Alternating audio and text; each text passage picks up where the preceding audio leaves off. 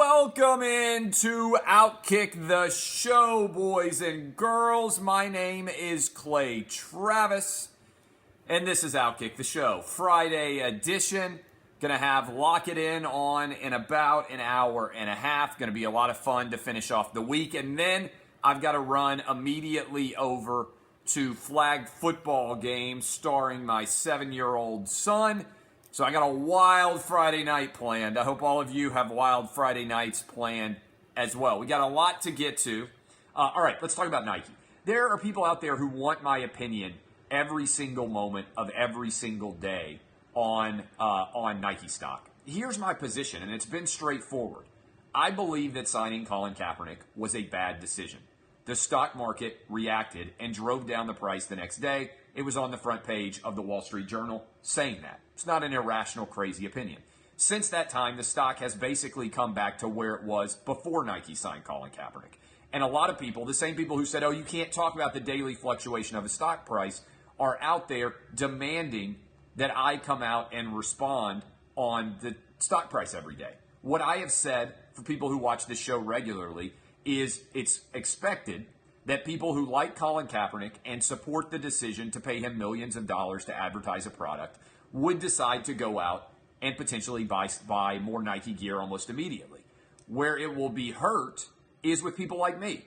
Because what I am going to do is I am not going to buy Nike gear for my kids over the next several months, perhaps over the next year. As long as they are paying millions of dollars to Colin Kaepernick, I will choose to spend my money elsewhere. I'm not saying you should do that. I'm saying that as a person out there, it makes complete sense for me to make a decision on how to spend my money. Now, you can say, oh, you're a 39-year-old white guy. Nike doesn't care about you. Maybe that's true. But I have 3 sons, and I have tons of money right now, right? I have lots of disposable cash. I'm not spending all my money to buy 2 new pairs of sneakers like a 17-year-old might be who's got a part-time job. I've got tons of money, and when I go out to buy things, I walk into a store and oftentimes make sporting apparel decisions for my boys, right? That's the simple truth of how the Travis household decisions get made a lot of times when it comes to cleats, a lot of times when it comes to shirts and everything else. They and we are buying a lot because the kids are young and they are growing a lot, right? So I have to buy new shoes every year. I'm a grown man. I don't buy shoes that often for me because I don't change in size. Now, my wife buys a lot of shoes. Most of those shoes are not apparel related. They just pile up in our closet and cost me a ton of money. So if there are lots of people like me, and I think there are, who will adjust their buying decisions over the months and potentially weeks and years ahead, then the question is, will Nike make more money off of other people who decide to buy more Nike product? I don't think so. I don't think there are that many people out there that are going to say, you know what, I've got to have the new Colin Kaepernick shoe. I just really want to rock this shoe for this dude who doesn't even play sports. It's everything that's against that precept. So my idea from the get forward has been this. Some of you agree with me. Some of you disagree with me. What I think is amazing is I'm like the only person who's comfortable sharing the opinion that I think what Nike did is crap. There's almost nobody in sports media, all right? There's almost nobody in sports media. If I see you use the wrong year, you get blocked. There's almost nobody in sports media that has my audience who was willing to come out and take this stance. I tell you exactly what I think. I think it was a bad move for Nike, okay? Some of you may disagree. A lot of you out there may say, you know what, I love Nike. I'm more likely to buy their product. Or even, hey, this is a brilliant marketing move for Nike. And maybe you're going to end up making that decision, okay? That's fine. My position is there's a lot of really rich people out there, okay, who buy kids multiple things. And as a result, this is a great example. Somebody coming in here right now, you're the worst. Why? And this is an interesting question. Why am I the worst? This is just an interesting question for you guys to think about. I love this kind of reaction because it epitomizes everything that I wrote about in my new book, Republicans Buy Sneakers Too. Everybody out there who's like, you're the worst. How is it the worst to disagree with a company's decision? Isn't the worst thing that you can do to, without thinking, automatically lap up whatever a corporation decides to do? I critically examine decisions made by powerful people all the time. How is it, like this guy tweeted me a little bit ago, it's racist that you don't support Nike's decision? How is it racist? How is it racist that I don't think that it makes sense for Nike to go out and sign a guy who doesn't even play a sport to advocate for a sports brand when that guy has said that police are modern day slave catchers and that Fidel Castro in Cuba are more free than America and have better freedoms, and that he's worn socks depicting police officers as pigs? I don't want personally my money to go towards those political beliefs. And you can disagree with a lot of what Nike has done before, but prior to this, Nike has only made decisions that have been predicated on whether or not someone is good at their sport, right? There's never been a point in time where Nike has decided, you know what, we're going to go out and we're going to sign somebody who has absolutely nothing at all to do with athletics. That's what they've done here. And I think that is a substantial change for the worst on Nike's brand. Okay? I don't think that makes a lot of sense. In fact, I think it is a bad move. Now, some of you can certainly disagree. Lots of you out there can say, oh, I think this is the greatest move that Nike ever made. But why would you attack my belief by saying that it's an unacceptable belief or that it's a racist belief or that something associated with that is going on? This, to me, is emblematic of larger issues in our country, which is people, especially on the far left wing now, don't attack an opinion. They attack the person, and they immediately brand you as racist or sexist if you disagree with them.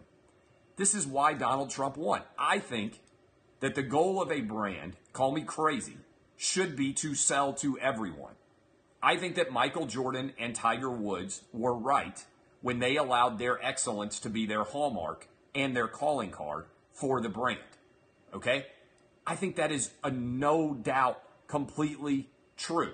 Okay? The amount of unintelligent commentary in my comments over the Colin Kaepernick story is unbelievable. I think it's absolutely crazy that there is any allegation of racism about this. This is what I said. Like, imagine that Nike had made the decision to hire Curt Schilling to advocate for his lifestyle brand because Curt Schilling got fired from ESPN for having conservative political beliefs, right? Unlike Colin Kaepernick, who was primarily not hired because he wasn't a good enough quarterback and because he wouldn't follow employment rules, Curt Schilling was fired for having political beliefs outside of his work, right? He had political beliefs that other people disagreed with outside of work. He shared them on social media and he got fired. I don't think it would be a good move for Nike to go hire Curt Schilling and put him to work because he's a former athlete for their baseball cleats. But at least Curt Schilling would have actually given up everything to have an opinion because he's unemployable in mainstream media right now. So this is an interesting window into modern day life. Okay, just think about it a little bit. And my position, and this drives everybody crazy, is I try to look for precedent and I try to apply that precedent completely and totally consistently. By the way, somebody said this is a straw man argument. If you use a cliche like that, you're probably not very intelligent. My position is it is a bad idea to politicize a walk into a sports apparel store. For my entire life, I have never walked into a sports apparel store and thought anything other than I'm here to buy something of an athletics-related nature. Maybe I got to buy a baseball glove. Maybe I got to buy a bat. Maybe I got to go out and buy something that is relating to sports.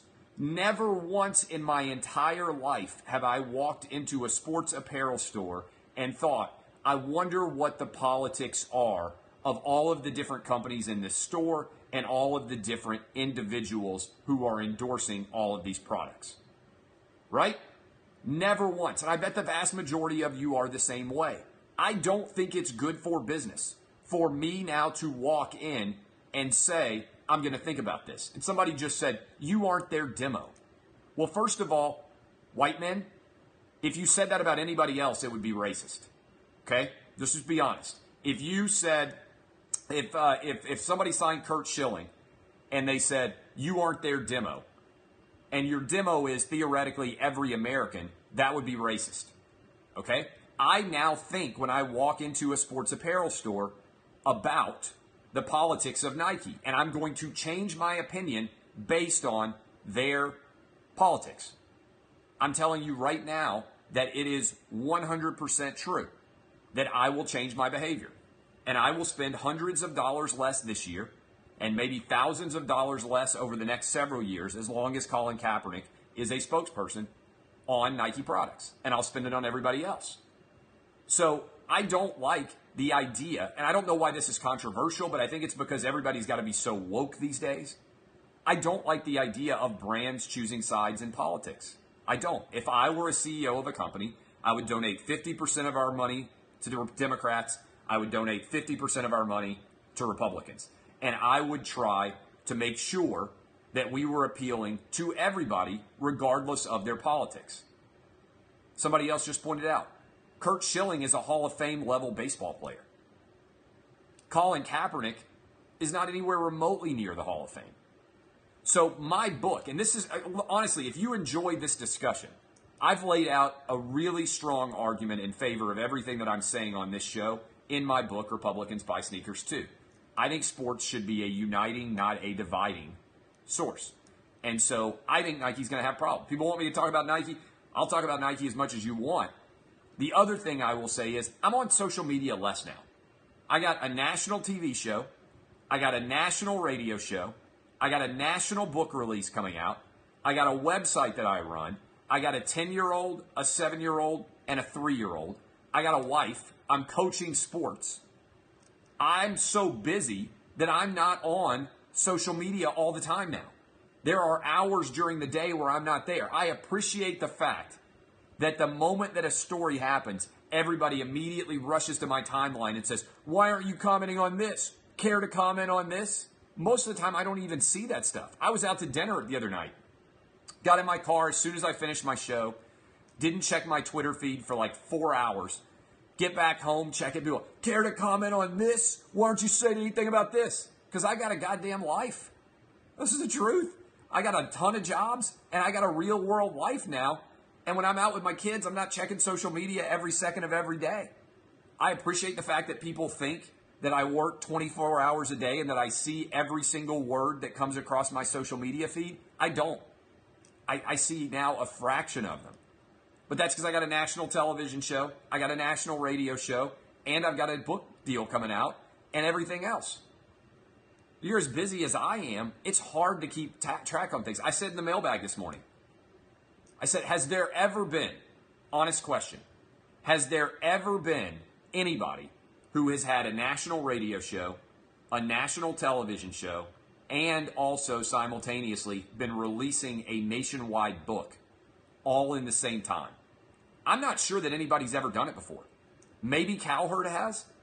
Other than Colin Cowherd, I'm not sure anybody in the history of sports media has ever done those three things. Cowherd might have. I don't think Tony Kornheiser did it. I don't think anybody else has ever done it. No, there hasn't been. I do deserve an ESPY. I deserve an ESPY for outstanding content. And by the way, I didn't even throw in run a website. I'm very confident of that. Nobody else in the history of sports media has ever done a national TV show, done a national radio show, done a book, and run a website. It's never happened before in the history of sports media.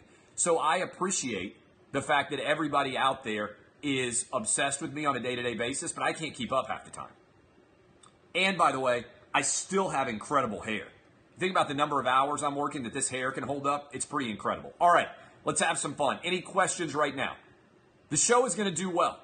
People out there are like obsessed with the day-to-day of the show. The show is going to do well, and here's the reason. Okay? Here, and I didn't even toss in the fact that I do a Periscope and a Facebook show on top of all that. Here's the other thing. The show is going to do well, okay? And the show is going to do well for this reason. I can't believe I have to spell it out, but it's not going to surprise you. There's lots of people who make $50,000 a year to write about sports media. And they write about people for $50,000 a year who are making multi-million, if not multi-billion dollar decisions, okay? And they're not anywhere near smart businessmen, because if they were, they wouldn't be writing about business for $50,000 a year. They would be making millions themselves, right? So let me spell it out for people out there. I can give you a scoop to think about this and write it, and you'll be ahead of everybody else and you'll be really intelligent, okay? Sports gambling is going to be massive. A different caliber of story than has ever been connected to mainstream sports before. We are the first sports gambling television show, okay? We are the very first sports gambling television show. I want you to think about this for a minute. Why does Rolex advertise with Roger Federer during Wimbledon, right? Why does Rolex advertise on Wimbledon? Just think about it for a minute. Why? Why does Rolex advertise on Wimbledon? Only a couple of million people in America watch the Wimbledon, right? It's a small fraction of the audience that will watch the Super Bowl. Rolex, to my knowledge, has never bought an ad during the Super Bowl. Do you know why? Because Rolex is aware that its audience is likely to be watching Wimbledon. So they will pay a premium to reach the audience that is watching Wimbledon, because they are more likely to buy Rolexes. They don't need to advertise on the Super Bowl, because 95% of people watching the Super Bowl cannot afford a Rolex watch. They signed Roger Federer, not Tom Brady, probably. Okay? Maybe Brady's got an expensive watch deal. I don't know. Brady may well connect with really rich dudes too. But sports gambling is going to initially be a niche. But everybody who watches a sports gambling show for substantial amounts of time is probably gambling. And they are going to be making decisions about how they gamble over the next several years. It's great to have 20 million people watching a show. But Coke does not need to advertise on a sports gambling show. Every gambling company in America does. And so the way to look at a sports gambling show is as a way to target an insanely lucrative group of people. Now, I hope that we're going to help to bring sports gambling to the masses, but initially, it's going to be directed towards people who like to gamble and understand what gambling is. And so the amount of money that is going to be brought in sports gambling shows, not just mine, but all of them, is going to be off the charts. And it's not going to be money that's brought in predicated on Coke trying to advertise to the masses. It's going to be each of these individual brands trying to grab the audience because it's so substantial. So the answer to your question is, the show is going to go really, really well. It's going to be profitable. It will grow slowly because we're going into a time slot in the day where there hasn't been a lot of people watching. By the end of this football season, by next football season, I think everybody will be doing sports gambling shows. We are ahead of the curve. We are helping to figure out for people out there how to watch and do a sports gambling show. And I'm excited about it. I love it. We have an incredible cast. I'd encourage you to watch it. Rachel Bonetta, Cousin Sal, and Todd Furman. And we're going to do well. It's going to be good. I'm doing it for the next year. All right. I've signed on for a year. The show's going to exist for a year and beyond. So it's going to be a lot of fun. All right. Let me give you a numbers here. All right.